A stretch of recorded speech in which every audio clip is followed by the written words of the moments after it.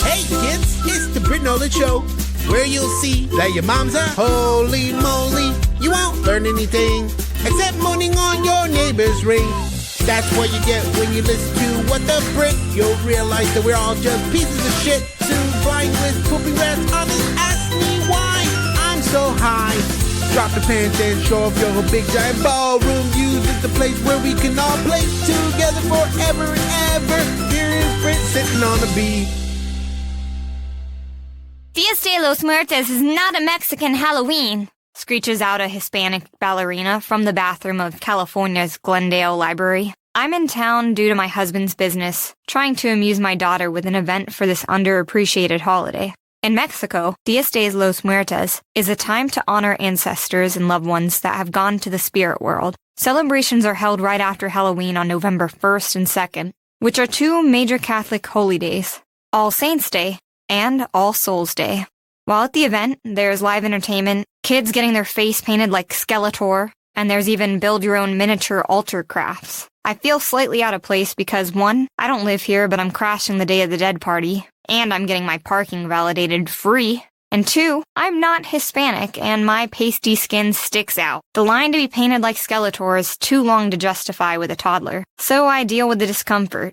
My daughter Lucy makes sure that we stand out by dancing in front of the live music, making a scene as if we're the only ones willing to bust a move at the event. Thankfully, she's super cute, so it's a pretty good icebreaker. In another part of LA, at the Church of Scientology, there's Guatemalan Americans gathered for their annual Fiambre, a Guatemalan-specific celebration for the Días de los Muertos holiday. This pretty much consisted of a shared 900-pound charcuterie board, which the local Scientologists would like you to know that this is a record-breaking amount of food served on a single platter outside of the Guatemala celebrations.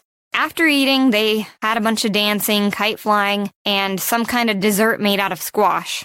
Isn't it sweet that those Scientologists hosted a party for the Guatemalans? You know, they totally believe in the same thing. Or is it some weird cult thing? Are they like harvesting Guatemalans and bringing them to their side? One does not know. Anyways, I've always been drawn to this holiday, and I actually hope to make it a part of my family's tradition. I'm not Mexican, but I do feel like it's a great way to honor my loved ones that have passed and have a shrine with things that they loved, food on it, pictures, whatever their hobbies were, just saying, hey, we remember you, you're totally not forgotten, and we can't wait to see you again. You know, November, to me, it's a super bittersweet month. It's got holidays in it, Thanksgiving, and 8 years ago, my great friend Mike, who was my roommate at the time, he passed away, and my grandma and my husband's grandpa, they all actually passed away within the same week. And I never knew anybody to pass away that I was actually close to. And then bam, bam, bam, all 3 of them at the same time. And I didn't know what to do. We were super depressed. I wasn't sure if I was going to be able to survive the relationship with my husband because we needed help. We were both so beaten up that it was hard to really lean on each other. What's wild to me is that that theory about death coming in threes really seemed to be true at that time. I was working for Caesars and my boss at the time was totally unsympathetic. They made it nearly impossible to take any bereavement leave. She said she was just following protocol, aka just using the policies as an excuse to be a big biatch. And she really seemed to like kicking the people while they're down.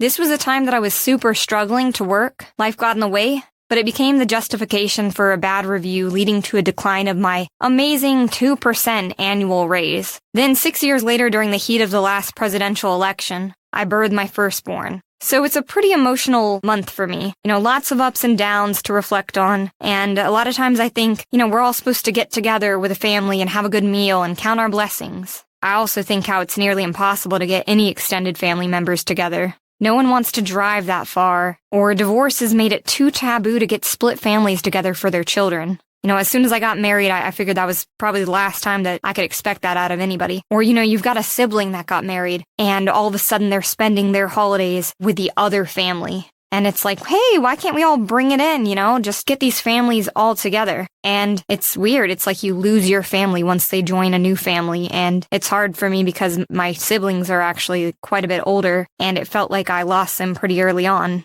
So I really wish that we could do something like rent a school bus with a bathroom and a wheelchair access ramp and pick everyone up that I love without complaints. And that's the hardest part. No complaining? Go eat somewhere nice. Go to a park. One thing that I vow to myself is that when I become a mother-in-law, I really want to embrace the family that my children choose to join. I want to make it easy and just go with the flow. Remember the last couple of years when people could use COVID as an excuse for not getting together? Well, what's this year's? Too high of gas prices? Maybe your family voted for the wrong politician during midterms. Anyways, I'm thinking of trying to mesh the Day of the Dead altar idea with my Thanksgiving. For all the people I love that can't be here, I want to eat the food that they liked and listen to the music that soothed them. My grandma's chicken and dumplings, or her delicious strawberry cheesecake, or my grandpa-in-law's seafood corn chowder and rich red wine. And Mike, my roommate's special Vegas bomb, a shot of peach schnapps with Crown Royal dropped into 2 shots of Red Bull. We'll need to play nerdcore for Mike, old bootlicker country for my grandma, or some church hymns for my grandpa-in-law.